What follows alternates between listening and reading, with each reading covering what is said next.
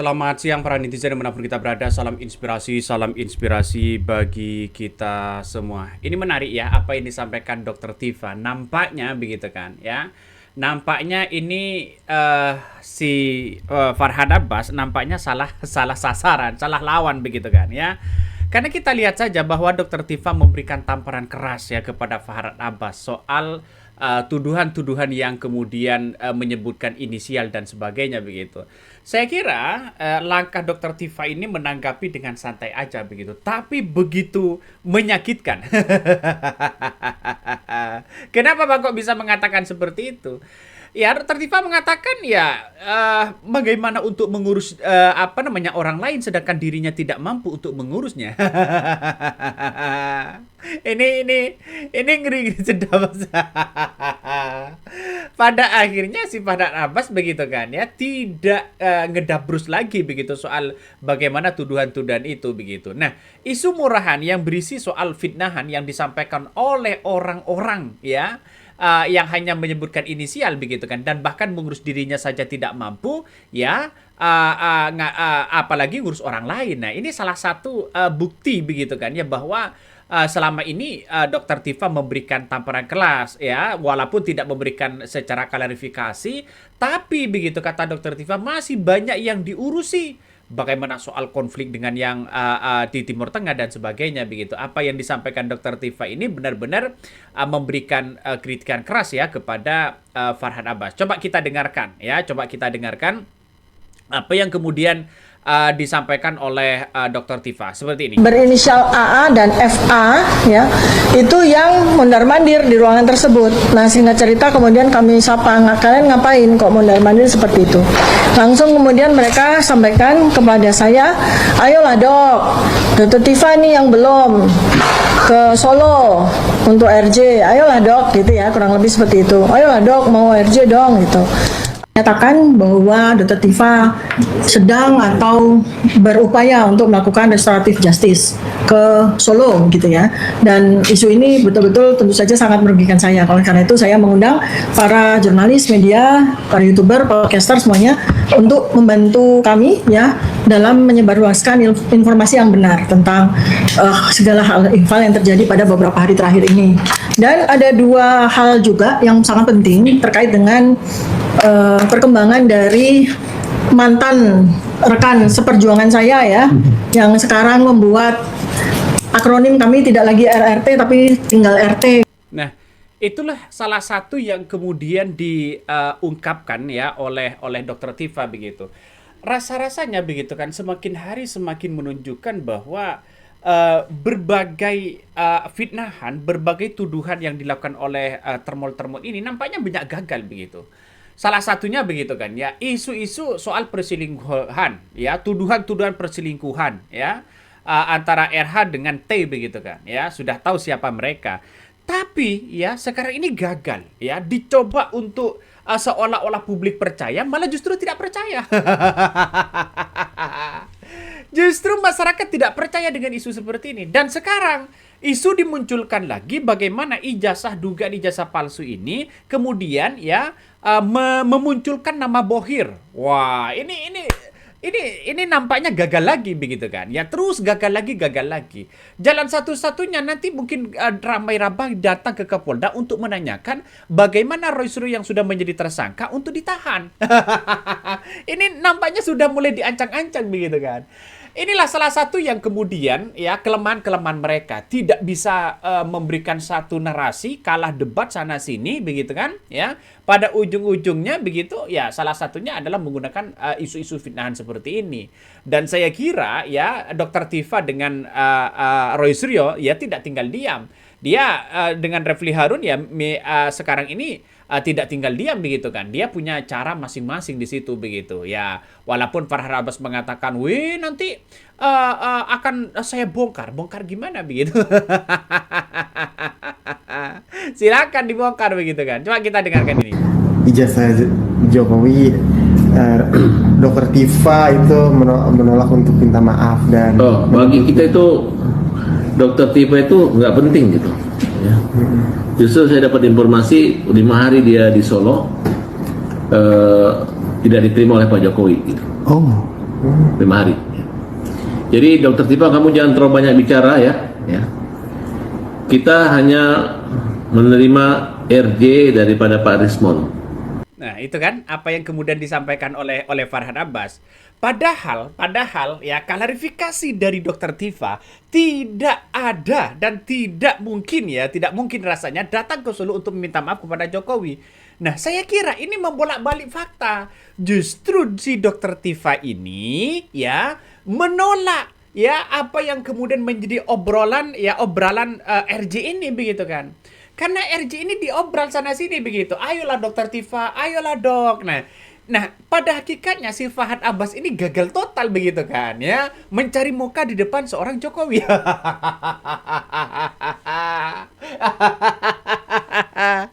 Ya, Jokowi dengan kawan-kawan mereka tahu siapa Farhad Abbas, mungkin begitu kan. Ya, mungkin ya. Dan pada akhirnya gagal total.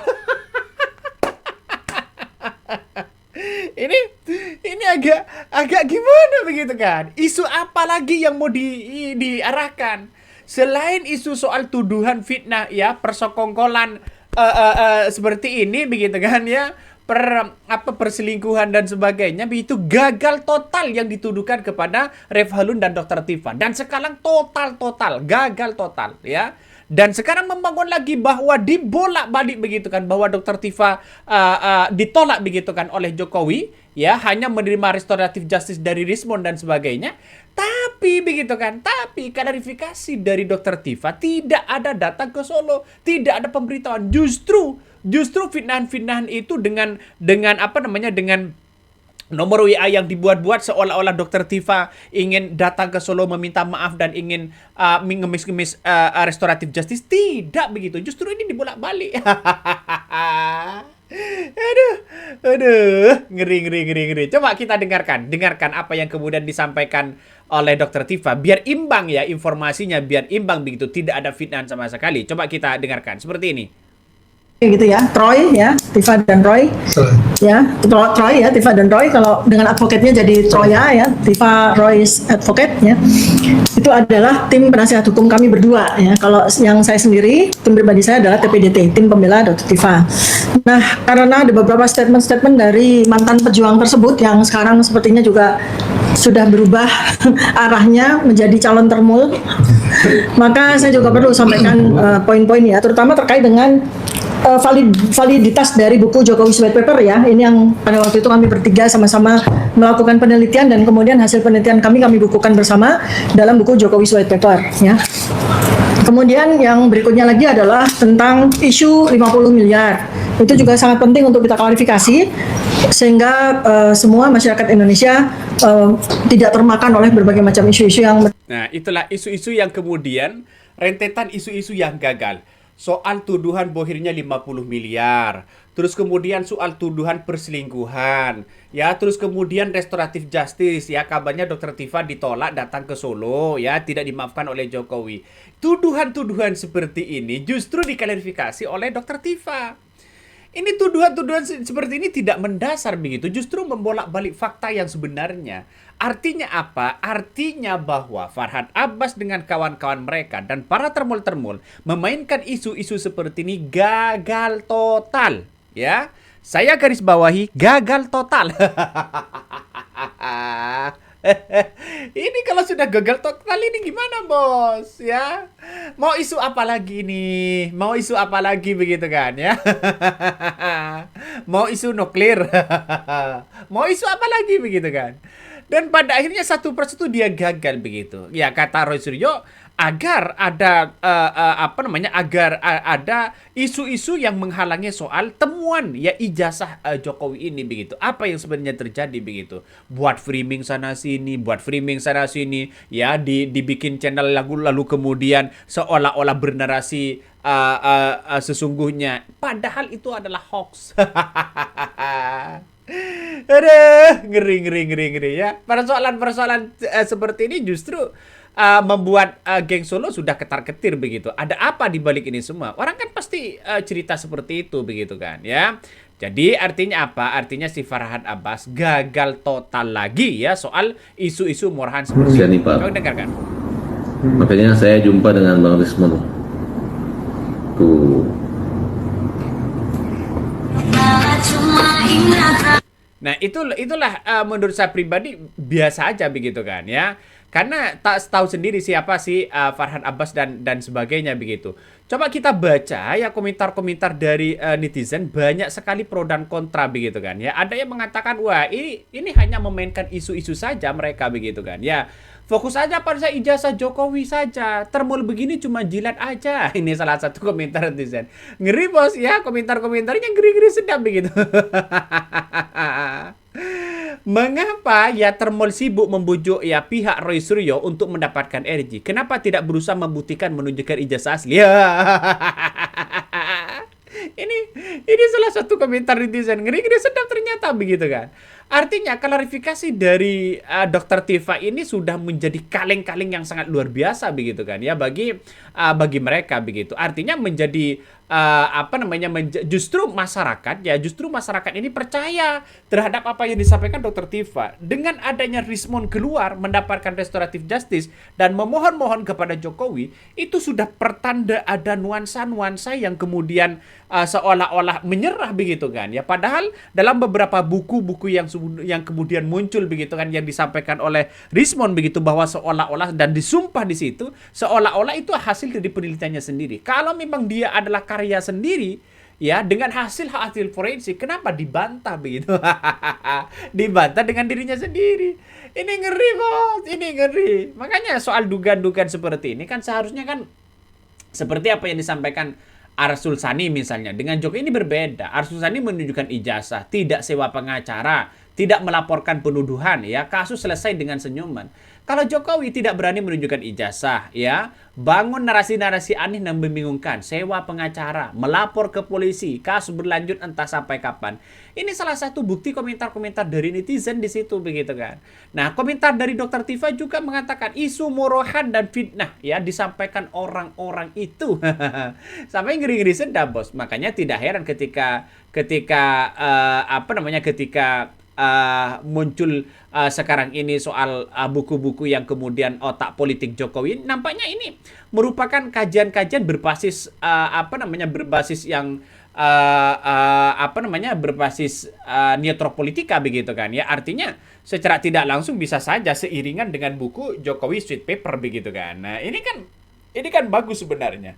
Tapi benar ada tapinya begitu. Sangat-sangat disayangkan bahwa kegagalan dari Farhan Abbas ini nampaknya mengandung reaksi keras begitu kan ya. Banyak narasi-narasi yang justru si Farhan Abbas ini mempertontonkan bagaimana kegagalan dia begitu. Tidak hanya kegagalan soal dirinya, juga kegagalan bermanuver sana sini. Aduh, ngeri sedap. Jadi agak aneh juga begitu. Dan pada akhirnya Roy Suryo menang 2 langkah. Yang saya katakan Roy Suryo CS sudah menang 2 langkah dibandingkan dengan mereka.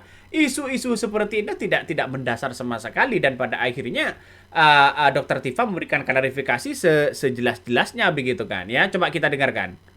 Ada di ruang pemeriksaan Polda untuk kami menanti giliran untuk wajib lapor. Nah, pada waktu kami sedang duduk di lobi ruang pemeriksaan tersebut, ada 2 orang ya.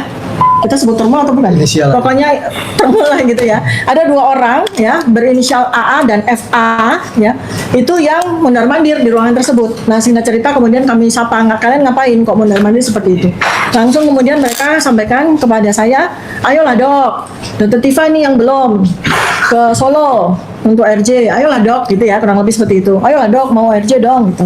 Ada loh temennya yang sudah tanda tangan untuk RJ gitu. Ingat ya baik-baik teman-teman ya, itu tanggal 29 Januari 2026. Dan 2 orang tersebut menyatakan salah satu kawan kami dengan inisial RHS itu sudah tanda tangan untuk RJ ya. Nah di situ karena waktu itu memang belum ada gelagat ataupun tanda dan gejala ke arah RJ atau masuk angin begitu ya, saya abaikan saja gitu ya. Saya menganggap bahwa peristiwa itu tidak ada. Tapi ternyata tanggal 2 Maret 2026 ya, seseorang yang disebut oleh 2 orang ya, AA dan FA itu ternyata betul-betul melakukan RJ. Nah, itulah apa yang disampaikan, diklarifikasi langsung begitu kan. Saya kira bahwa dengan adanya seperti ini kan gagal Farhan Abbas ya menginginkan restoratif justice ya begitu kan ya, untuk untuk diberikan restoratif justice kepada Dr. Tifa dan Roy Suryo dengan kawan-kawan mereka. Dan pada akhirnya hanya Rismon yang tidak tahan begitu. Dapat restoratif justice ya, nggak ada masalah, silakan begitu kan. Tapi perlu diingat, masyarakat hari ini justru mempertontonkan bagaimana bermanuver dan kelakuan-kelakuan para termulis itu begitu. Ya, untuk menunjukkan nampaknya ini kok diobral. Kalau memenjarakan mereka kan gampang, tinggal tunjukkan ijazahnya selesai begitu. Kenapa ini kok masih beralibi sana sini, pada ujung-ujungnya tidak menemukan titik temu. Malu kali ini ya. Oke, mungkin itu yang kami sampaikan ya. Tonton terus di channel Honda Podcast Rakyat ini. Jangan lupa di subscribe.